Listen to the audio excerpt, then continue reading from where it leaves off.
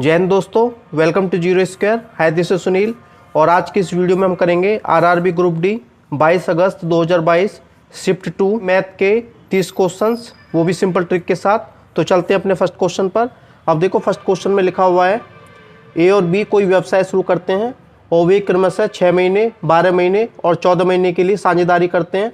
यदि उनके लाभों का अनुपात 5:4:7 हो तो उनके निवेशों का अनुपात निकालना है। ठीक है, तो यदि आपको निवेशों का अनुपात निकालना है तो इसका फॉर्मूला होता है उन्होंने कितना इन्वेस्टमेंट किया है, तो निवेशों का अनुपात निकालने का फॉर्मूला होता है लाभों का अनुपात और अपॉन में समय का अनुपात।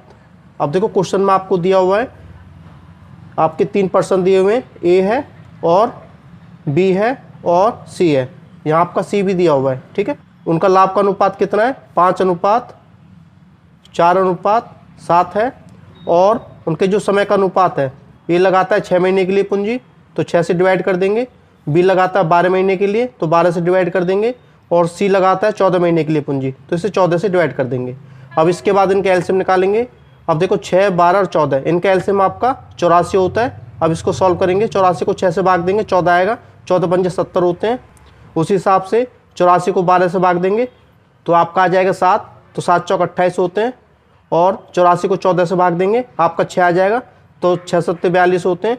तो आपका आ गया 70:28:42। इसको छोटा कर लेंगे, 14 से भाग देंगे, 14 पंजे 70, 14 दूनी 28 और 14 तिया 42, तो 5:2:3 इसका राइट आंसर हो जाएगा, जो कि आपका सी ऑप्शन में है। इसके बाद दोस्तों अपना सेकंड क्वेश्चन करेंगे। सेकंड क्वेश्चन में लिखा हुआ है एक तल पर 4 अलग अलग बिंदु इस प्रकार हैं कि कोई भी 3 बिंदु संरेख नहीं है, कोलिनियर नहीं है। उनसे होकर खींची जा सकने वाली भिन्न ऋजु रेखाएं, मतलब जो डिस्ट्रिक्ट स्ट्रेट लाइन है, उनकी संख्या आपको ज्ञात करनी है। आपके देखो 4 बिंदु दिए हुए हैं, वो आपके संरेख नहीं है तो उनको इस टाइप से लिखा जाएगा। ये आपके 4 बिंदु हो गए। तो पूछा गया है तो इनसे कितनी स्ट्रेट लाइन खींची जा सकती हैं।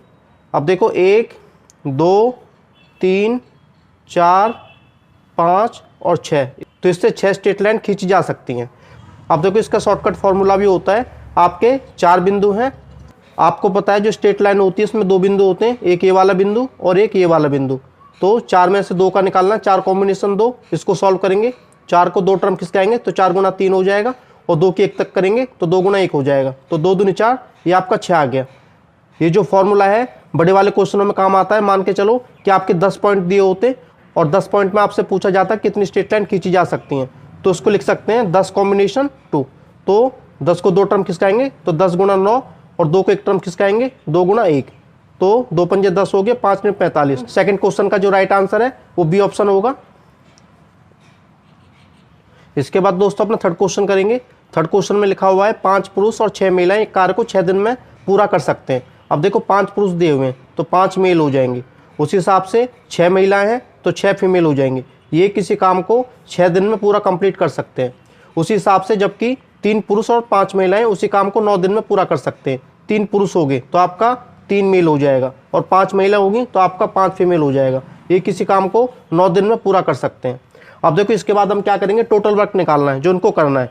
तो टोटल वर्क देखो इस वाले केस में और इस वाले केस में दोनों को बराबर होगा, तो टोटल वर्क निकालने की किससे मल्टीप्लाई करेंगे, तो 5 मेल बराबर 6 फीमेल मल्टीप्लाई 6 और बराबर इस किससे मल्टीप्लाई करेंगे 3 मेल प्लस 5 फीमेल मल्टीप्लाई 9।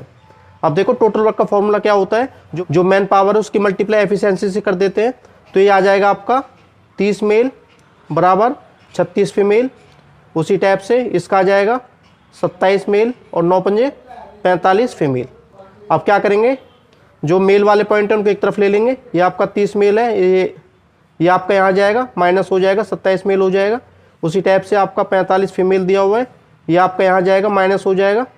अब देखो 30 में 27 जाएंगे तो आपका 3 मेल बचेगा और 45 में से 36 जाएंगे आपका 9 फीमेल बचेगा। तो यहाँ रेशो निकाल लेंगे। अब देखो एफ आपका नीचे आ जाएगा तो ये आपका नीचे आ जाएगा, तो ये आपका 3/1 हो जाएगा। तो मेल का 1 दिन का काम 3 है और फीमेल का 1 दिन का काम 1 है।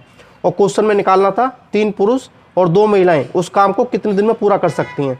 अब देखो आपको निकालना है 3 मेल और 2 फीमेल इस काम को कितने दिन में पूरा कर सकती हैं, तो इनका 1 दिन का काम निकालेंगे। अब देखो मेल आपका दिया हुआ है, मेल आपका 3 है तो 3 से मल्टीप्लाई कर देंगे।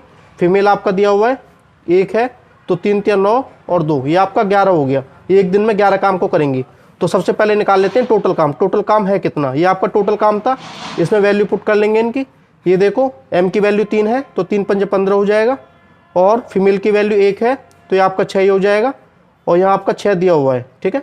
15 6 21 होता है, 21 गुणा 6 तो आपका 126 काम हो गया। अब देखो टोटल काम 126, और ये दोनों एक काम को 11 दिन में कर रहे हैं, तो 11 से इसको डिवाइड दे देंगे, तो 11 कम 11, 11 कम 11, तो 11 से 5/11 इसका राइट आंसर हो जाएगा, जो कि आपका सी ऑप्शन में है। तो सी ऑप्शन आपका राइट आंसर हो गया। इसके बाद दोस्तों अपना फोर्थ क्वेश्चन करेंगे। फोर्थ क्वेश्चन में लिखा हुआ है उस संख्या का चयन कीजिए जो निम्नलिखित श्रेणी में प्रश्न चिन्ह के स्थान पर आएगी। अब देखो ये हमें एक सीरीज दी हुई है। अब यहाँ देख लेते हैं कितने का गैप है, 124 और 129, इन दोनों संख्याओं के बीच में 5 का गैप हो गया।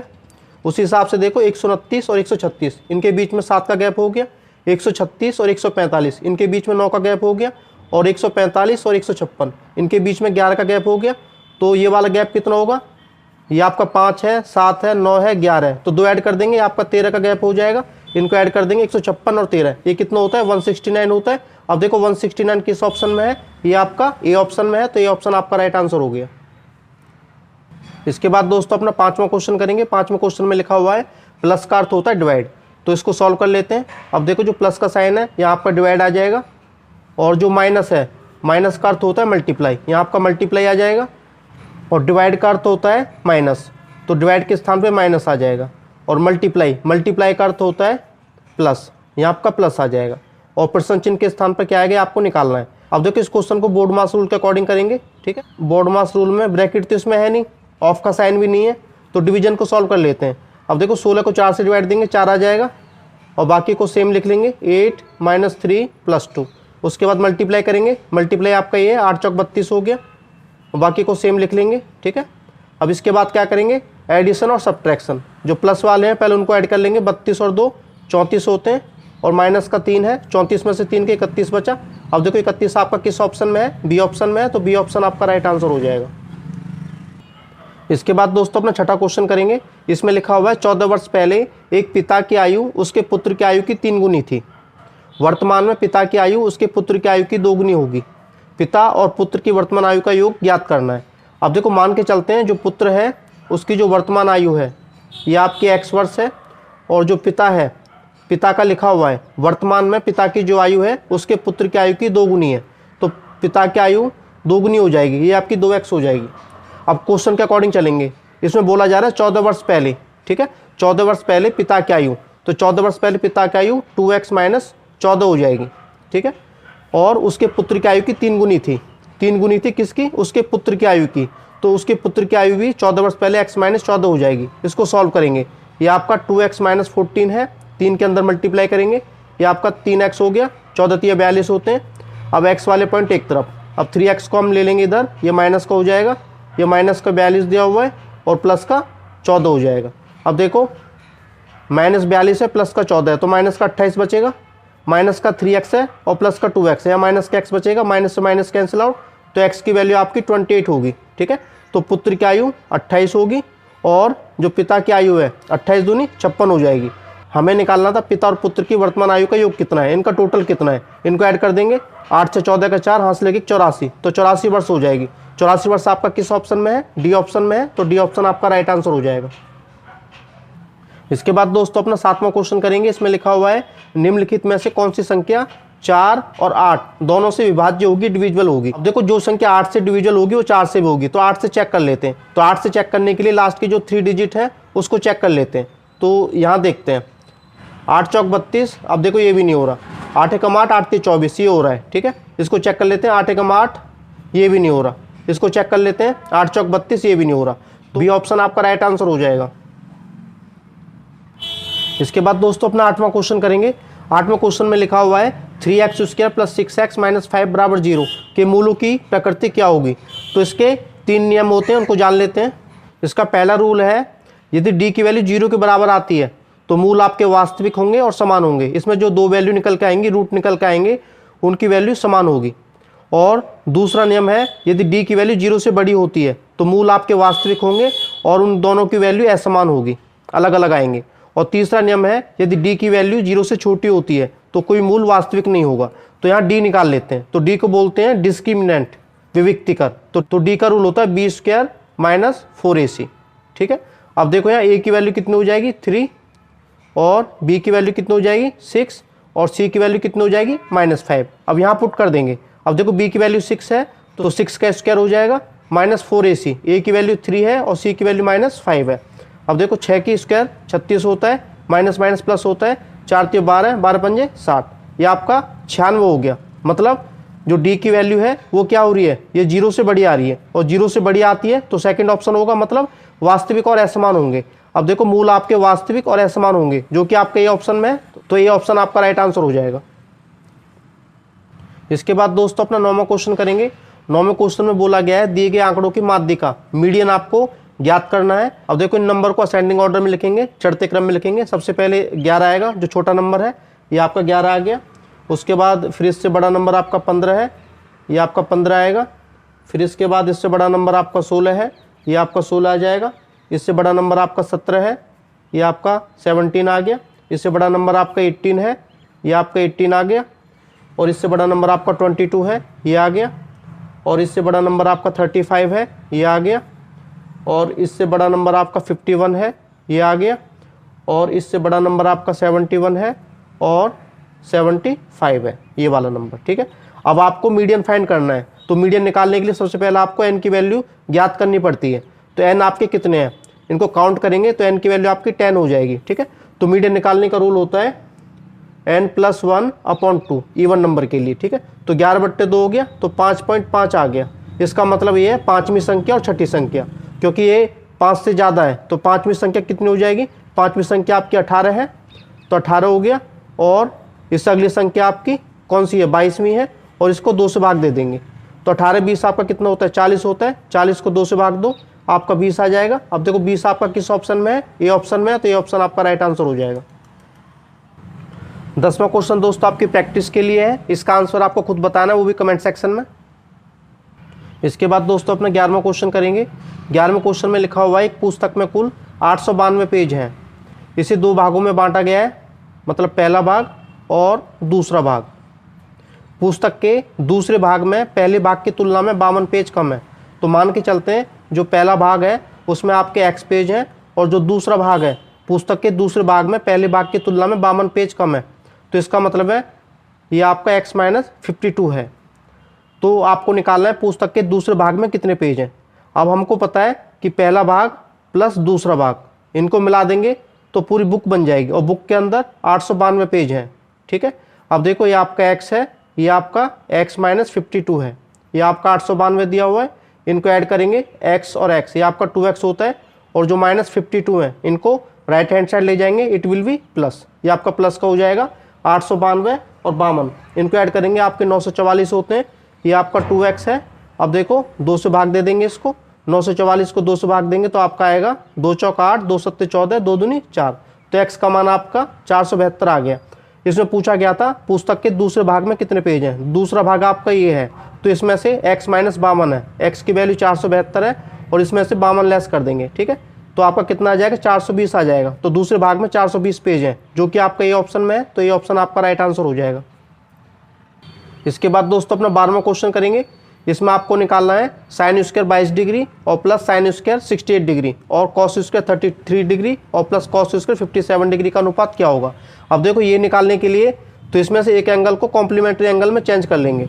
अब देखो साइन का जो कॉम्प्लीमेंट्री एंगल होता है ये आपका कॉस होता है, तो कॉस स्क्वायर 90 में से लेस कर देंगे, तो 90 - 68 आपका 22 डिग्री होता है। तो पहला पॉइंट आपका ये हो गया। इसका अनुपात इसके साथ निकालना है, तो इन दोनों में से भी एक को चेंज कर देंगे। तो आपका कॉस स्क्वायर 33 डिग्री है, तो इसको चेंज कर लेते हैं। अब देखो कॉस का जो कॉम्प्लीमेंट्री होता है आपका साइन होता है, तो साइन स्क्वायर, तो 90 में से चेंज कर देंगे, 90 - 57 डिग्री, ये आपका 33 डिग्री हो जाएगा। अब देखो हमारे पास एक रूल होता है sine square x plus cos square x, ये आपका 1 होता है। अब देखो यहाँ दोनों x होना चाहिए, इस हिसाब से देखो यहाँ 22 डिग्री है, 22 डिग्री है, तो इसकी वैल्यू 1 हो जाएगी।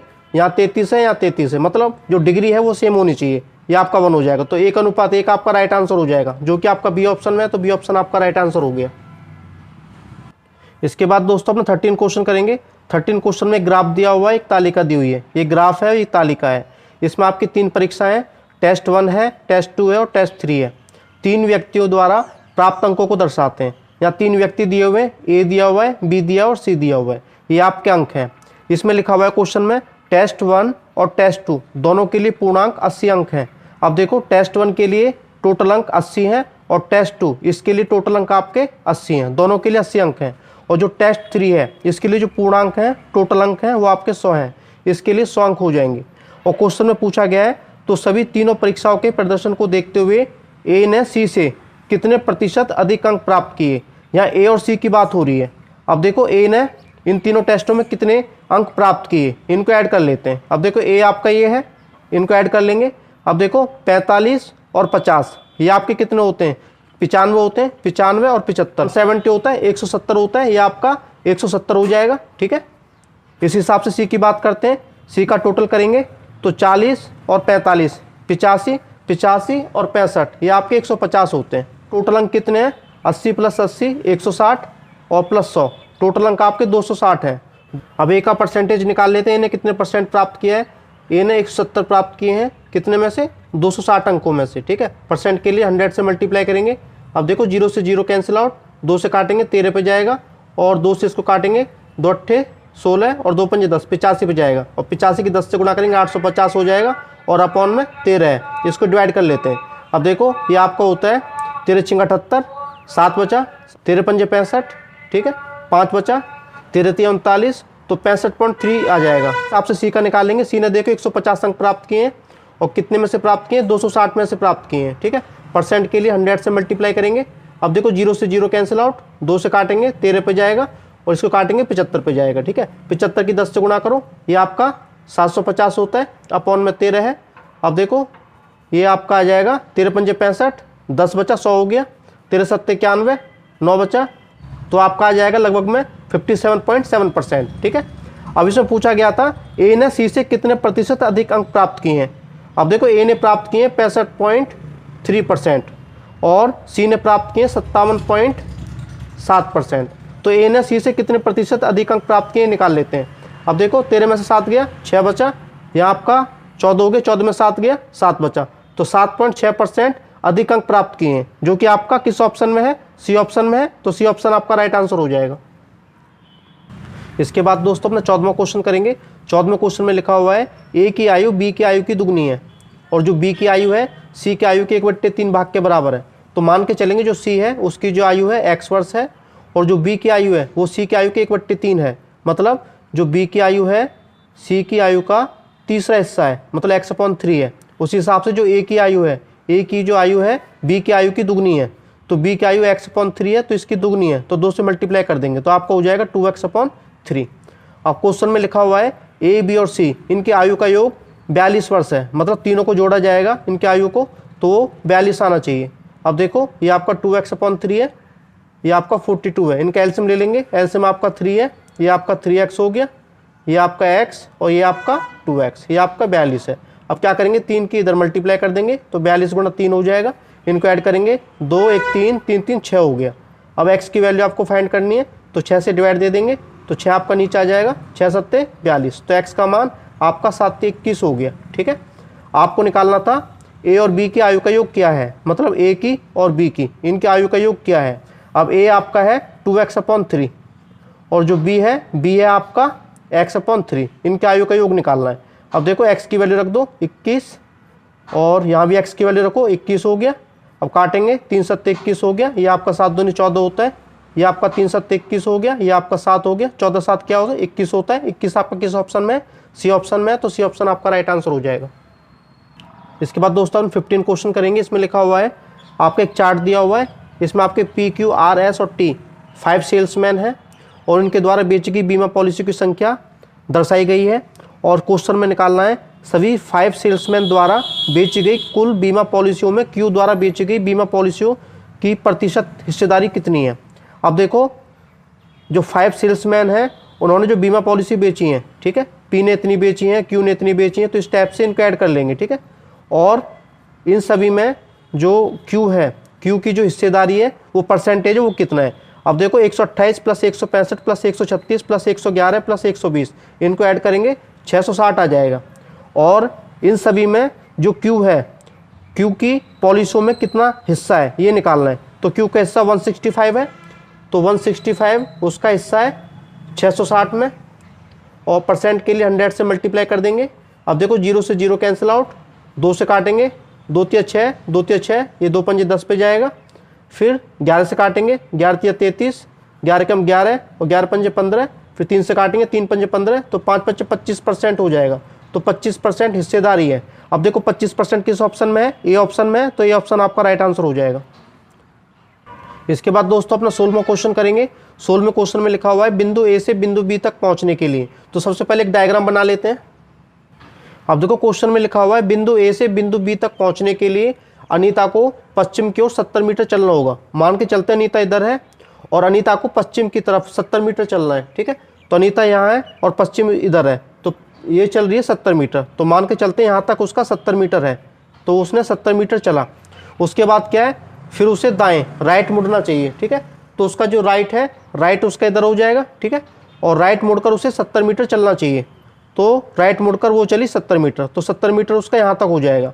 उसके बाद क्या लिखा है, फिर उसे बाएं मतलब लेफ्ट मुड़ना चाहिए, ठीक है। उसका जो लेफ्ट है इधर हो जाएगा और लेफ्ट मुड़कर उसे 150 मीटर चलना चाहिए। तो वो चली 150 मीटर, तो मान के चलो 150 यहाँ है, तो 150 मीटर चली।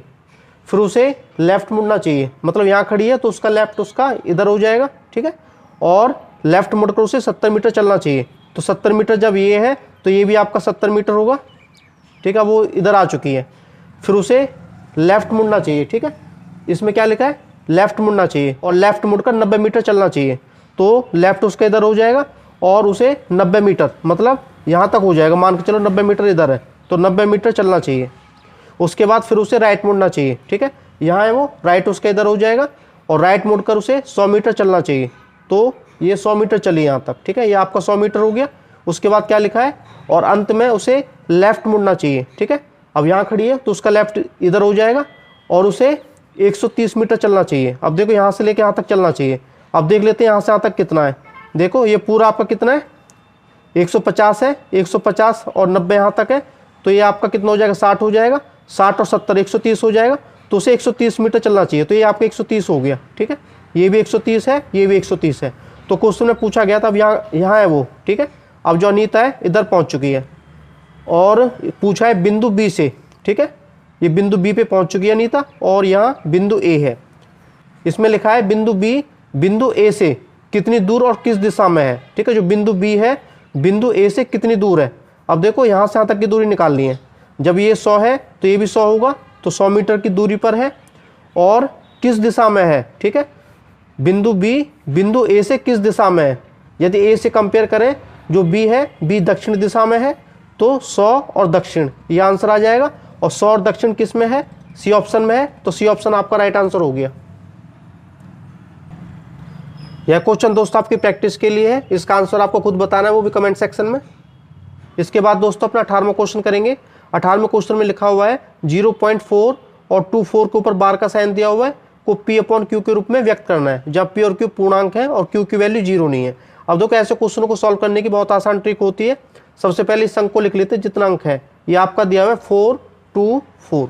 अब देखो इसके बाद क्या करते हैं, जिसके ऊपर बार का साइन नहीं है उसे इसमें से माइनस कर देते हैं। तो 4 के ऊपर बार का साइन नहीं है, इसको माइनस कर देंगे और अपॉन में क्या रखेंगे, जिसके ऊपर बार का साइन है, जैसे 2 अंकों के ऊपर बार का साइन है तो यहाँ 2 बार 9 आ जाएगा। यदि 1 अंक के ऊपर बार का साइन होता तो 1 9 आता। अब इसके बाद क्या लिखते हैं, जिसके ऊपर बार का साइन नहीं है उसके लिए 0 लगाते हैं। 4 के ऊपर बार का साइन नहीं है तो 1 0 आ जाएगी, ठीक है। अब इसको सॉल्व करेंगे। अब देखो 424 माइनस 4 ये आपका 420 हो गया और अपॉन में 990 दिया हुआ है।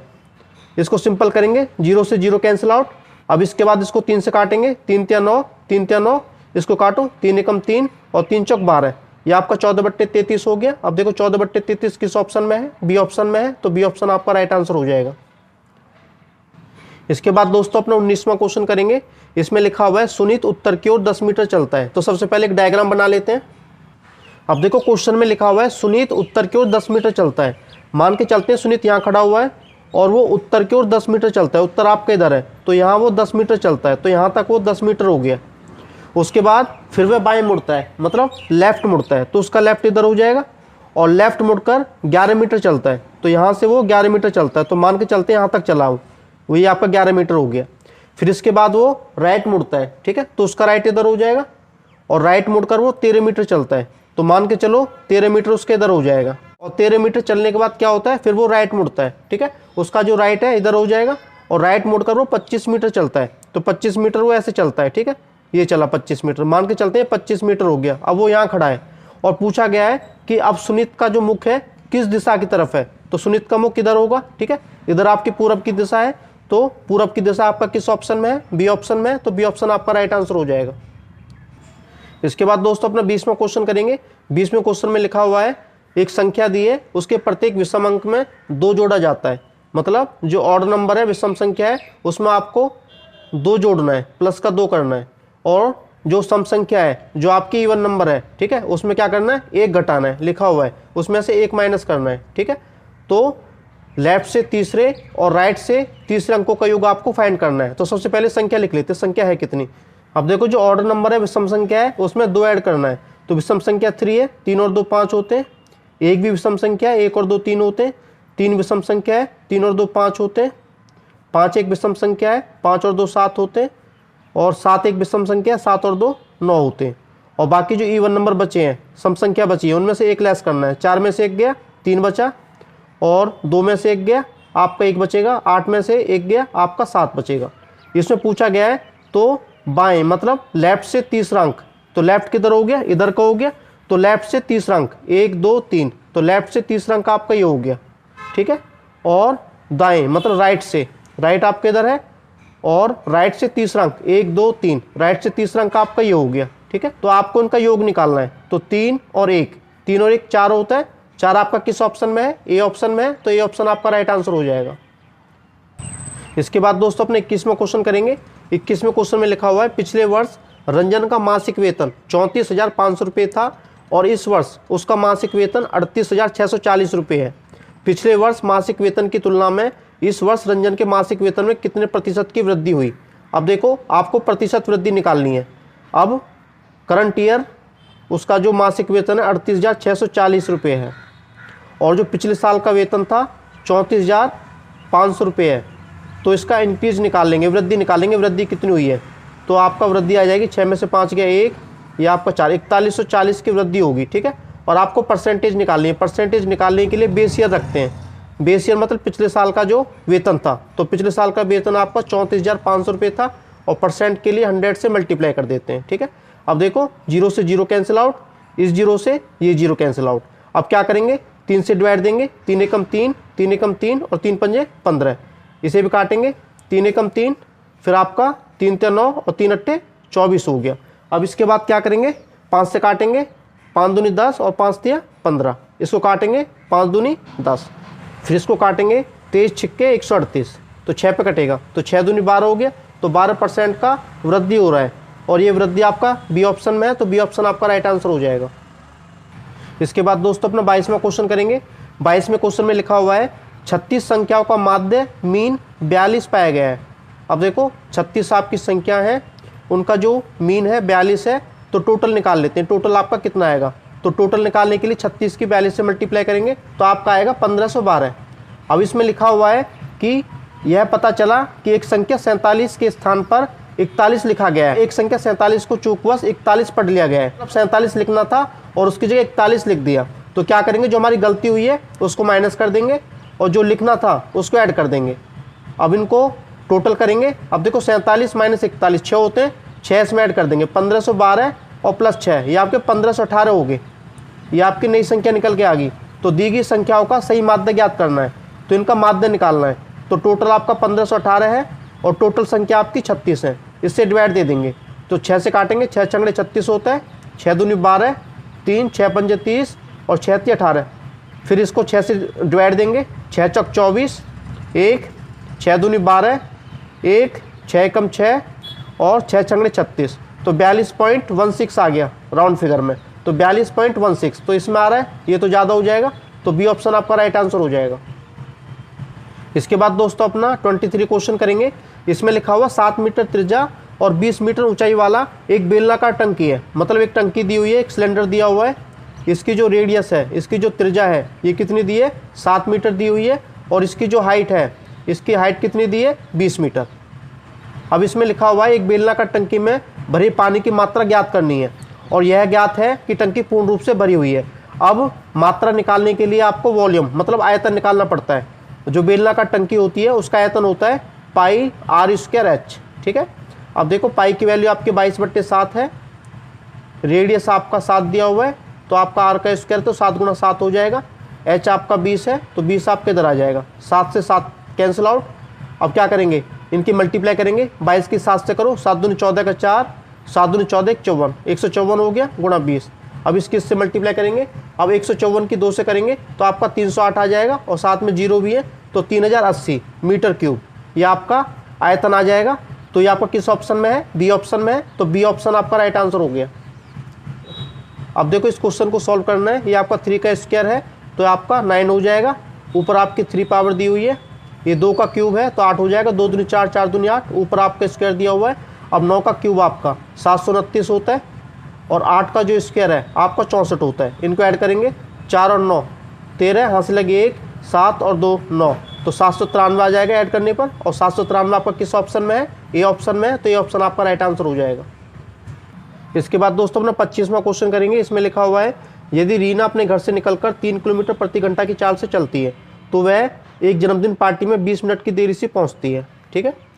और यदि वह अपनी चाल को बढ़ाकर 4 किलोमीटर प्रति घंटा कर देती है तो वह 30 मिनट पहले पहुंच जाती है, तो उसके घर और जन्मदिन पार्टी वाले स्थान के बीच की दूरी ज्ञात करनी है, ठीक है। तो इसमें देखो दूरी निकालने का एक सिंपल फॉर्मूला होता है।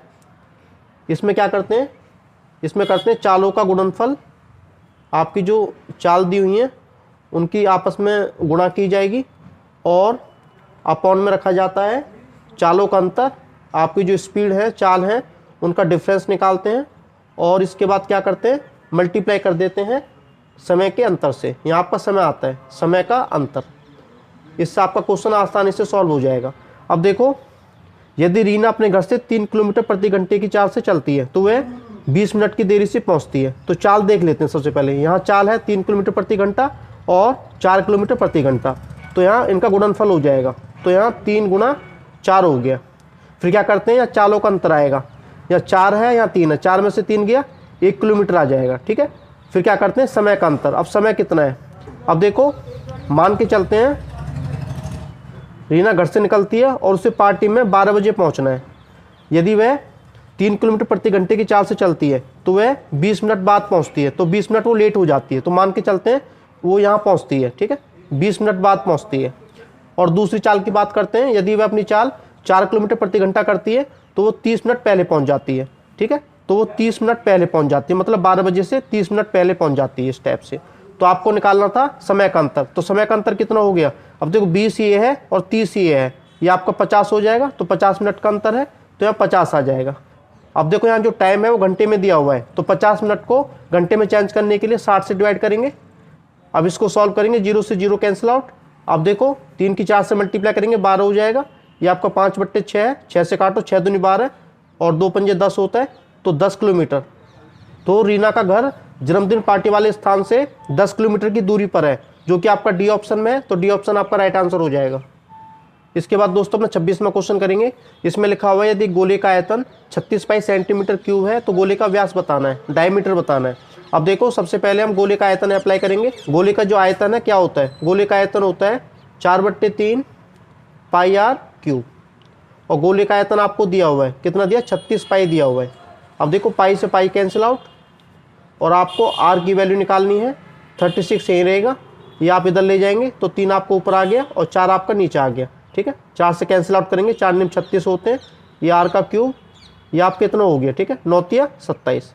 अब क्या करेंगे, जो 27 है इसको 3 की पावर 3 लिखा जा सकता है, जब पावर आपकी इक्वल होती हैं तो बेस भी आपके इक्वल हो जाते हैं, तो r की वैल्यू कितनी होगी, 3 होगी। और आपको निकालना था इसका डायमीटर कितना है, तो डायमीटर जो है रेडियस का दुगना होता है, रेडियस आपकी 3 है, इसकी 2 से मल्टीप्लाई कर देंगे 6 सेंटीमीटर आ जाएगा। अब देखो 6 सेंटीमीटर किस ऑप्शन में है, ए ऑप्शन में है, तो ये ऑप्शन आपका राइट आंसर हो गया। इसके बाद दोस्तों अपना 28वां क्वेश्चन करेंगे। 28वें क्वेश्चन में लिखा हुआ है 48, 72 और एक अन्य संख्या x, मतलब 3 संख्या है आपकी, 48 है, 72 है और x है, उनका एलसीएम 576 है और एचसीएफ 24 है। नीचे दिए गए मानों में से x का कौन सा मान हो सकता है, ये आपको निकालना है। अब देखो सबसे पहले आप लिखेंगे जो पहली संख्या है वो, तो पहली संख्या आपकी कितनी 48, और जो दूसरी संख्या है ये कितनी है आपकी 72, और जो तीसरी संख्या है ये आपको x दी हुई है, ये निकालनी है। अब देखो क्या करेंगे, सबसे पहले इनके निकालेंगे प्राइम फैक्टर। तो 48 को हम लिख सकते हैं 16 गुणा 3। अब 16 को लिखा जा सकता है 2 की पावर 4 गुणा 3। इसी टाइप से जो 72 है, 8 निम 72 होते हैं, इसको लिखा जा सकता है। 8 को लिखा जा सकता है 2 की पावर 3, और 9 को लिखा जा सकता है 3 की पावर स्क्वायर। अब देखो इस क्वेश्चन में आपको HCF 24 दिया हुआ है। इसका मतलब ये है 24 गुणा 2 48 होते हैं, 24 गुणा 3 72 होते हैं। जो तीसरी संख्या x है तो इसमें कम से कम 24 वैल्यू रहेगी, ठीक है, 24 वैल्यू इसका फैक्टर कम से कम रहेगा। उसके बाद और भी वैल्यू इसमें रहेंगी, तो 24 को लिखा जा सकता है 8 गुणा 3, ठीक है, और भी इसमें वैल्यू होंगी। अब 8 का होता है 2 की पावर 3 और गुणा 3। इस टाइप से ये पहली संख्या, दूसरी संख्या और तीसरी संख्या। अब इसके बाद जो HCF है इसके भी फैक्टर कर लेते हैं। अब 2 की पावर 3 और गुणा 3 लिखा जा सकता है। अब देखो एलसीएम आपका 576 है, इसको भी प्राइम फैक्टर में चेंज करना पड़ेगा। तो 576 को लिखा जा सकता है 64 गुणा 9। अब देखो जो 9 है इसको लिखा जा सकता है 3 का स्क्वायर। अब देखो आपको 3 संख्या दी हुई है, पहली संख्या, दूसरी संख्या और तीसरी संख्या।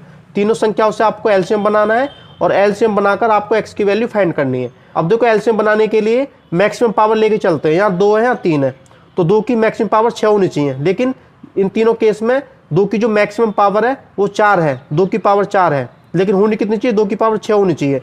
तो यहाँ आपके कितना आएंगे, 2 की पावर 6 आना चाहिए। तो यहाँ आपका 2 की पावर 6 आना चाहिए, 2 की पावर 6 कर देंगे इसको, ठीक है। उसके बाद देखो 3 की पावर 2 होनी चाहिए। यहाँ x की, यहाँ 3 की जो मैक्सिमम पावर है 2 दी हुई है, तो बिल्कुल ठीक दी हुई है। तो ये वाला जो है ये आपका थर्ड नंबर हो जाएगा। 2 की पावर 6 कितना होता है आपका 64 होता है, और 64 गुणा 3 इसकी मल्टीप्लाई कर देंगे। 3 चौक 12 का 2, हाथ से लगे 1, 3 चौक 18 19, 192 आ जाएगा। तो 192 आपका किस ऑप्शन में है, बी ऑप्शन में है, तो बी ऑप्शन आपका राइट आंसर हो जाएगा। इसके बाद दोस्तों अपना 29 क्वेश्चन करेंगे। इसमें आपको इसकी वैल्यू निकालनी है, तो बहुत सिंपल तरीके से हो जाएगा। इसमें देखेंगे कि पॉइंट के बाद कितनी डिजिट है। या पॉइंट के बाद 1 डिजिट है, पॉइंट के बाद 1 डिजिट है, और पॉइंट के बाद 4 डिजिट है। तो इसका मतलब है पॉइंट के बाद यहाँ टोटल 6 डिजिट है। अब इसमें देखते हैं, पॉइंट के बाद यहाँ 2 डिजिट है, और यहाँ 1 डिजिट है, और यहाँ 2 डिजिट है, तो यहाँ 5 डिजिट हो रही हैं। तो ये तो आएगा नहीं, इसको चेक कर लेते हैं। अब देखो पॉइंट के बाद यहाँ 4 डिजिट है, पॉइंट के बाद यहाँ 2 डिजिट है, और पॉइंट के बाद यहाँ 3 डिजिट है। तो 4 2 6 3 9, ये भी नहीं आएगा। अब देखो पॉइंट के बाद यहाँ 4 डिजिट है, पॉइंट के बाद यहाँ 2 डिजिट है, और पॉइंट के बाद यहाँ 2 डिजिट है, ये आपका 8 आ रहा है, ये भी नहीं आएगा। इसको चेक कर लेते हैं। पॉइंट के बाद यहाँ 3 डिजिट है, और यहाँ 1 भी डिजिट नहीं है पॉइंट के बाद यहाँ 3 डिजिट है, तो 6 डिजिट आ रहा है। तो ये आपका राइट आंसर हो जाएगा। तो डी ऑप्शन आपका राइट आंसर हो गया। इसके बाद दोस्तों अपना 30 क्वेश्चन करेंगे। इसमें लिखा हुआ है ये एक्सप्रेशन दी हुई है, और इसका विस्तारित रूप बताना है। अब देखो a माइनस बी माइनस सी, इसका होल स्क्वायर, इसका फॉर्मूला क्या होता है, ये अप्लाई कर देंगे। अब इसका होता है A square plus B square plus C square और माइनस 2ab प्लस 2bc और माइनस का 2ac। इसमें वैल्यू अप्लाई कर देंगे। अब देखो जो a की वैल्यू है ये आपकी 3a है, यहाँ रखो, ये आपका 3a स्क्वायर हो गया। जो b की वैल्यू है ये आपका कितना है, ये आपका 4b दिया हुआ है, ये आपका 4b स्क्वायर हो गया। और जो c की वैल्यू है ये आपका 2c दिया हुआ है, ये आपका 2c का स्क्वायर हो गया। माइनस का साइन है, 2 है a की वैल्यू आपकी 3a है, और b की वैल्यू आपकी 4b है। उसी टाइप से जो b की वैल्यू है आपकी 4b है, और जो c की वैल्यू है आपकी 2c है, और माइनस का 2ac, a की वैल्यू आपकी 3a है, और जो c है c आपका 2c दिया हुआ है। अब इसको अप्लाई करेंगे, ये आपका 9a स्क्वायर हो गया, ये आपका 16b स्क्वायर हो गया, और ये आपका 4b स्क्वायर हो गया, और ये आपका 4c स्क्वायर हो गया। अब इनकी मल्टीप्लाई करेंगे, 4 × 12 12 दूनी 24, 24 ab हो गया, 2 चौक 8 8 दूनी 16, ये आपका 16 bc हो गया, और 2 3 6 6 दूनी 12 ac, ये आपका इतना हो गया। अब देखो ये आपका किस ऑप्शन मैच कर रहा है, 9a square plus 16b square plus 4c square और माइनस का 24ab प्लस 16bc और माइनस का 12ac, ये आपका बी ऑप्शन में मैच कर रहा है। तो बी ऑप्शन आपका राइट आंसर हो जाएगा।